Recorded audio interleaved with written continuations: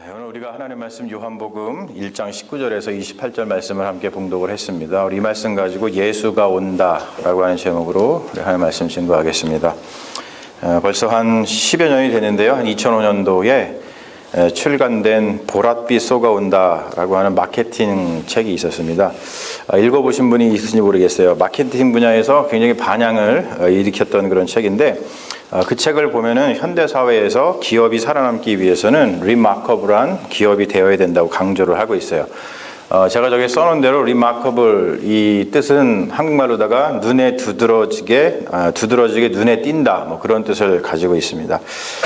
사실 이제 그것이 무엇을 의미하는지 책 제목이 그것을 말해줍니다. 한국말로도 이제 보랏빛 소가 온다라고 번역을 했습니다만 영어 원 제목은 Purple Cow입니다. Purple Cow.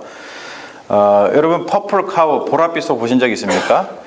아마도 소 무리 속에 소는 대부분 검었거나 아니면 누런데 그 속에 보랏빛 소가 그 속에 있으면은 당연히 말 그대로다가 눈이 두드러지게 눈에 띌 거예요. 무한 경쟁 사회 속에서 살아가고 있는 기업 또는 개인은 어떻게 해서든지 리마커블한 존재가 되려고 안간힘을 쓴다는 것이죠. 그러니까 리마커블한 존재가 되지 못하면은 살아남지 못하고 리마커블한 존재가 되어야지만 살아남을 수 있고, 그렇지 못하면 이제 도태되고 죽는다는 것이죠. 사실 리마커블한 존재에 대한 갈망 뒤에는 어떤 소멸, 죽음에 대한 두려움이 있습니다. 그러한 두려움 때문에 우리는 기뻐하지 못하고 희망하지 못하고 감사하지 못하고 살아가죠. 그래서 한마디로다가 인생이 순간순간 지옥 같다, 그렇게 느끼는 경우가 많이 있죠. 아라비안 나이트라고 하는 책을 여러분들이 아시거나 또는 많이 읽어보셨을 거예요. 거기에 보면은 한 여인이 등장을 하는데 그 이름이 세헤라자데입니다. 세헤라자데. 이거를 좀 쉽게 기억하시려면은 에헤라디아 비슷하잖아요. 에헤라디아, 세헤라자데 비슷하죠. 그 세헤라자데라고 하는 그 여인의 임무는 뭐냐면 왕을 즐겁게 하는 것이었습니다. 만약에 왕을 즐겁게 하지 못하면 다음날 그 여인은 다른 사람들처럼 그냥 죽음에 처해졌죠. 이 세헤라자데에게 밤이 오는 것은 죽음과의 사투였습니다. 왕을 즐겁게 하지 못하면 죽는다. 그러니까 우리가 흔히 알고 있는 천일 야화라고 하는 그 이야기는 천일 동안 밤마다 했던 그 이야기, 천일 야화, 이것은 세헤라자데가 죽음과 사투를 벌이면서 지어낸 재미난 이야기입니다. 천일 동안 세헤라자데의 인생이 얼마나 지옥 같았을까요? 재밌는 이야기를 지어내면서도 그에게는 기쁨이 없었습니다.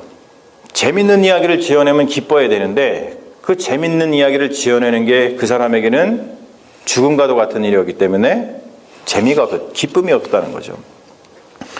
우리도 살면서 어떠한 날 또는 어떠한 시점 또는 어떠한 사람을 기다리면서 우리가 가슴 졸인 기억이 있을 거예요. 사실 이제 제가 내일이 되면은 저희 어머니가 오십니다. 내일이 되면 저희 어머니가 오시니까 저한테는 참 기쁜 날이겠지만 우리 집사람한테는 시어머니가 오시는 날이기 때문에 같은 사람이 오는데 느낌이 다를 수가 있잖아요. 제가 요즘 12월 달 들어가지고 좀 왜 그런지 자꾸 아파가지고 그래가지고 좀 많이 아팠어요. 그러다 보니까 이게 보시는 분마다 그냥 얼굴이 요만해졌다고 저한테 그러시고, 오늘 아침에도 제가 이 성의를 입는데 여기가 그냥 쑥쑥 이렇게 커졌어요. 그래갖고 제가 지금 엄청 걱정입니다. 우리 엄마 오셔가지고 아들내미 얼굴 반쪽 됐다고 걱정하실까봐. 그러면 저기 며느리는 요금을 먹나요? 어떻게 되나 모르겠어요. 아무튼 여러분, 우리가 뭔가를 기다리면서 가슴 졸인 기억이 있을 거예요. 특별히 남자들은 대개 군대의 기억을 잊을 수 없죠.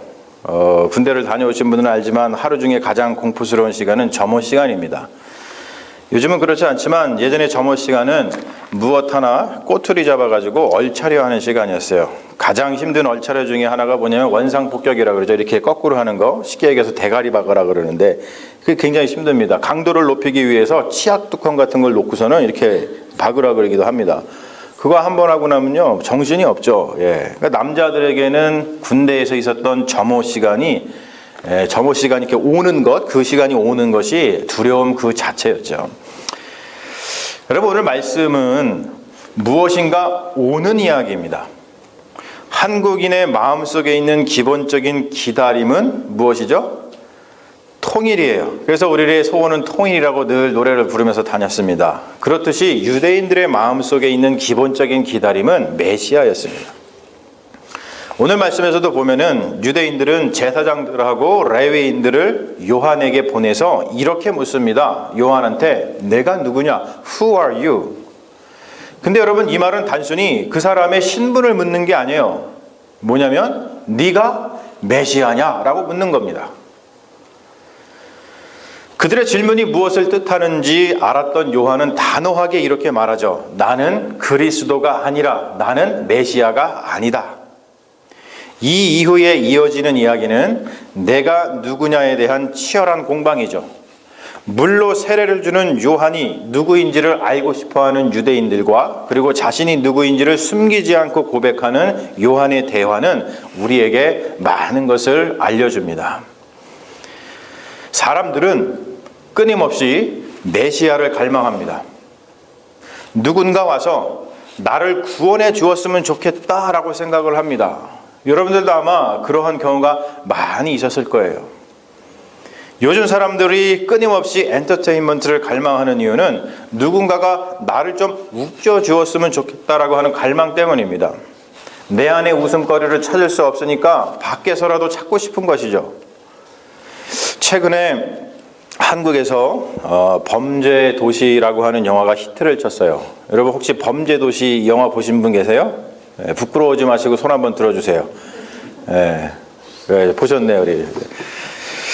자, 영화에서 주연으로 누가 나오냐면 마동석이라는 친구가 나와요. 마동석 아십니까? 요즘에 한국에서 가장 핫한 그 남자 배우입니다. 뭐 그냥 몸이 저희 한 2배 정도 되죠? 팔뚝이 장난이 아닙니다. 네, 저는 장난인데 장난이 아니죠. 그 마동석이 이 영화를 통해서 최고의 스타가 됐습니다. 근데 여러분 그거 아세요? 마동석이요. 제가 살던 컬럼버스 조지아에 있었던 컬럼버스 주립대학교를 나왔습니다. 알고 보니까 저하고 동양 사람이더라고요. 그래서 굉장히 반갑더라고요. 그런데 여러분 그 영화를 보면은 내용이 참 별거 없습니다. 아주 흔한 영화 소재입니다. 강력반 형사들이 조직폭력배를 소탕하는 그런 영화예요. 그런데 여러분 왜 그 흔한 이야기가 왜 그런 흔한 이야기에 사람들이 열광할까? 그게 바로 메시아니즘의 단 한 편을 보여주고 있는 겁니다. 사람들은 힘센 누군가가 와서 자신들의 삶을 구원해 주기를 갈망한다는 것이죠. 영화에서 마동석은 천하무적 강력반 형사로 나오는데 사람들은 메시아 같은 그 마동석에게 자신의 갈망을 투영해가지고 대리만족을 느낀다는 것이죠. 그 말은 뭐냐면 범죄 도시 같은 그런 평범한 줄거리의 영화가 큰 인기를 끈 것을 보면은 요즘에 한국 사람들의 마음 상태가 어떤지를 어렵지 않게 알 수 있다는 거예요. 무슨 말이에요? 한국 사람 다 못 살겠다 그러고 사는 거예요. 유대인들도 마찬가지였습니다. 바벨론 포로 사건이 있은 후에 그들의 삶은 매우 고단했어요. 옛날에 다윗 왕조 때와 같이 찬란한 왕조를 세우지 못하고 그 명맥만 유지하면서 근근히 살아갔어요. 누군가가 와서 자신들을 이 지긋지긋한 인생에서 구원해 주기를 바라면서 살았다는 것이죠. 그래서 그들은 세례 요한에게 집요하게 묻는 거예요. 너는 누구냐? 내가 메시아냐? 메시아의 출현에 대한 열망이 강한 사람일수록 인생이 위험합니다. 여러분 사기꾼의 출현은 바로 그때 일어나죠. 사기꾼은 상대방의 메시아니즘을 적절하게 이용할 줄 알아요. 사실 사기꾼이 수완이 좋아서 사기를 치는 것이라기보다는 당하는 사람의 인생이 절박하기 때문에 사기꾼의 농간이 통하는 겁니다. 그래서 여러분 무언가에 대해서 절박한 인생은 별로 좋지를 못해요. 여러분 혹시 절박한 것이 뭐 있으십니까? 그 절박함을 마음속에 품어두지 마시고 그 절박함을 주님께 가지고 나와서 주님께 맡기시는 그런 신앙을 가지고 살아가시길 주님의 이름으로 축원합니다. 세례 요한이 나쁜 마음을 먹었다면 메시아를 갈망하는 유대인들을 상대로 사기를 칠 수도 있었을 거예요. 그러나 오늘 말씀을 보면 요한은 자기는 메시아가 아니다라고 분명하게 밝히고 있습니다. 이러한 마음은 우리 모두에게 필요한 정직함이고 신앙입니다. 사람들은 쉽게 메시아를 갈망할 뿐만이 아니라 쉽게 자기 자신을 메시아로 둔갑시킵니다. 이러한 심리를 가장 잘 이용하고 있는 사업이 저는 할리우드 사업이라고 얘기를 하고 싶어요. 요즘에 미국의 영화 산업은 끊임없이 무엇을 만들어내냐면 히어로를 만들어냅니다. 그리고 판타지를 만들어냅니다. 할리우드의 영화 산업이 계속 성공을 거두고 있다는 것은 현대인들의 심리가 어떠한 상태인지를 말해주고 있는 거예요. 다 모두 못 살겠다. 누가 나를 좀 구원해 줬으면 좋겠다. 히어로가 와서 내 삶을 좀 구원해 줬으면 좋겠다. 그런 생각들을 다 가지고 산다는 것이죠. 요한은 자기 자신이 누구인지 이렇게 진술을 합니다. 오늘 23절 말씀을 보면 이렇죠. 나는 선지자 이사야의 말과 같이 주의 길을 곧게 하라고 광야에서 외치는 자의 소리로다. 이런 말씀을 보세요. 요한은 자기 자신을 어떠한 존재라고 이야기를 하지 않아요. 우리는 어떠한 존재가 되고 싶어서 갈망을 하는데 세례 요한은 자신을 어떠한 존재라고도 얘기하지 않고 그냥 자기를 소리라고 이야기를 합니다. 이것은 다른 말로 하자면 자기 자신을 달이 아니라 그 달을 가리키는 손가락이라고 말하는 겁니다. 여러분, 손가락은 달을 가리킬 뿐이지 달 자체가 아닙니다. 자기 자신을 손가락이라고 말하는 요한은 필연적으로 달을 증언할 수밖에 없는 거예요. 그래서 요한은 자신이 메시아가 아니며 진짜 메시아를 예비하는 광야의 소리라고 자신을 소개한 뒤에 메시아에 대해서 이렇게 증언을 합니다. 뭐라고 증언하냐면 나는 물로 세례를 베풀거니와 너희 가운데 너희가 알지 못하는 한 사람이 섰으니 곧 내 뒤에 오시는 그이라. 나는 그의 신발끈을 풀기도 감당하지 못하겠노라. 사랑하는 여러분, 요한이 증거하는 내 뒤에 오시는 그 이는 누구입니까? 성경은 그를 가리켜서 예수라고 말합니다. 즉 메시아가 오고 있다는 거예요. 그런데 그의 이름은 예수라고 합니다.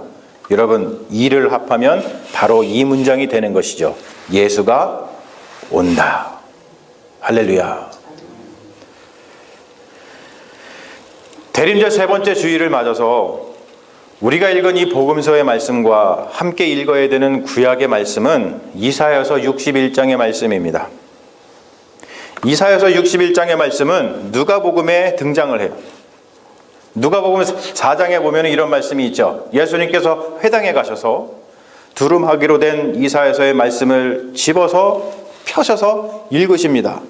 그리고 그것을 낭독하신 후에 그 말씀이 자신에게 이루어졌다고 선포를 하고 있어요. 여러분, 그 말씀은 다음과 같습니다. 우리가 이 말씀을 함께 큰 소리로 낭독을 해봤으면 좋겠어요. 여러분, 이 말씀이 우리에게 선포되는 말씀이냐? 우리가 한번 크게 한번 낭독해 보겠습니다. 시작. 주 여호와의 영이 내게 내리셨으니 이는 여호와께서 내게 기름을 부으사 가난한 자에게 아름다운 소식을 전하게 하려 하심이라.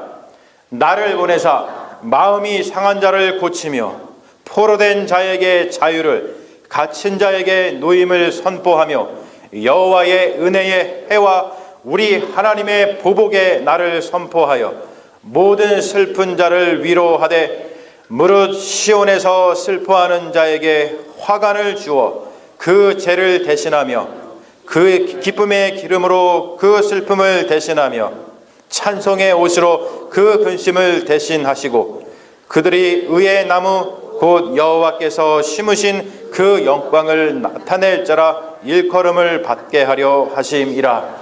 할렐루야. 여러분, 성경은 온통 메시아에 대한 이야기로 가득 차 있습니다. 우리가 성경을 수도 없이 보고 성경의 말씀을 수도 없이 들었어요. 근데 성경 속에서 메시아를 발견하지 못하면 그것은 성경을 전혀 이해하지 못하고 있다는 뜻입니다. 그리고 시작 성경은 성경의 메시아가 바로 나사렛 예수라고 증언을 하고 있어요. 여러분, 그리스도인은 누구입니까? 그리스도인은 그 증언이 참된 증언이라고 믿는 사람들입니다. 그 말은 뭐냐면 우리 그리스도인들은 우리의 운명, 우리의 인생, 우리의 삶, 우리의 생명을 다른 무엇이 아니라 바로 메시아이신 예수 그리스도에게 걸었다라고 고백하는 사람인 줄로 믿습니다. 우리의 운명은 다른 데 걸려 있지 않고 메시아이신 예수 그리스도에게 걸려 있습니다. 위에서 언급했듯이 요즘 기업이나 요즘 사람들은 리마커블한 존재가 되려고 안간힘을 씁니다. 그래야만 살아남을 수 있다고 믿기 때문입니다. 그래서 그들은 어떠한 기쁨도 없고 희망도 없고 감사도 없습니다. 그들의 삶의 목적은 그저 두드러지게 눈에 띄는 존재가 되는 것이기 때문에 그래요. 여러분, 얼마나 비참한 인생입니까? 자기 자신을 눈에 띄는 존재로 서게 하려면 얼마나 치열한 경쟁을 펼쳐야 하고 얼마나 인생을 거기에 소모해야 되며 성공하더라도 그 자리를 지키기 위해서 얼마나 힘들 것이며 만약에 실패하면 그 뒷감당을 어떻게 하겠습니까?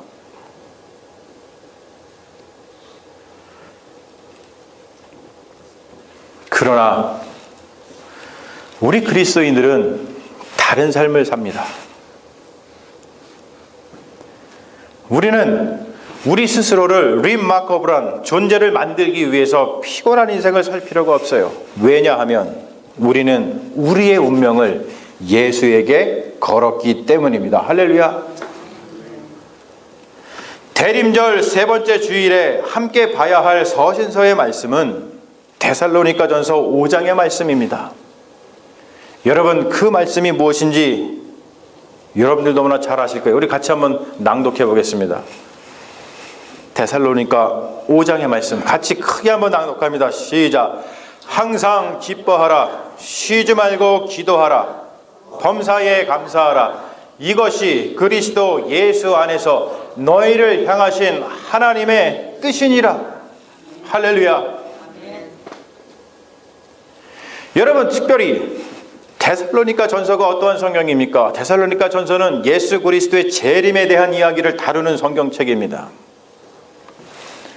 성경은 창세기부터 요한계시록까지 기본적으로 예수 그리스도의 오심을 전제로 깔고 있습니다. 그 말은 뭐냐면 성경을 보면 다 이거예요. 메시아가 올 것이다. 메시아가 왔다. 그리고 메시아가 다시 올 것이다. 여러분, 이것이 성경의 기본 전제입니다. 메시아가 올 것이다. 메시아가 왔다. 메시아가 다시 올 것이다 라고 하는 이 전제가 없으면 성경에 나와 있는 그 무엇도 말이 안 됩니다. 다 거짓말인 거예요. 아무런 이유도 없는데 뜬금없이 억지로 기뻐하거나 소망하거나 감사할 수 있습니까? 아무런 이유도 없는데 막 기쁘거나 싱글벙글한 사람은 교회 오면 안 되고요. 어디를 가야 되죠? 병원에 가봐야 돼요. 왜 그런지 아시죠? 아무런 이유가 없는데 막 기뻐. 막 싱글벙글해. 그 사람은 절대로 교회 오시면 안 되고 꽃을 꽂고 병원에 가십시오. 그러나 여러분, 우리는 병원에 가지 않고 우리가 교회에 온 것은 우리에게는 항상 기뻐하고 쉬지 않고 기도하고 소망하며 범사에 감사하는 분명한 이유가 있기 때문입니다. 데살로니가 전서에서 사도 바울이 뜬금없이 밑도 끝도 없이 항상 기뻐하라고, 쉬지 말고 기도하라고, 범사에 감사하라고 이야기하는 것이 아니라는 것이죠. 여러분, 왜 우리가 항상 기뻐합니까? 왜 우리가 쉬지 말고 기도하면서 소망합니까? 왜 우리가 범사에 감사합니까? 그 이유는 바로 메시아가 오고 있기 때문인 줄로 믿습니다. 우리가 우리의 운명을 걸어둔 메시아가 오고 있기 때문입니다. 그분이 바로 예수 그리스도인 줄로 믿습니다. 여러분, 그렇습니다. 예수가 옵니다. 예수님께서 오고 계십니다. 예수님께서는 오고 계실 뿐만이 아니라 예수님께서는 이미 오신 분이기도 합니다. 그러므로 우리는 기뻐할 수밖에 없습니다. 그러므로 우리는 항상 기도하며 희망할 수밖에 없습니다. 그러므로 우리는 범사에 감사할 수밖에 없습니다. 사랑하는 여러분, 기뻐하고 감사합시다.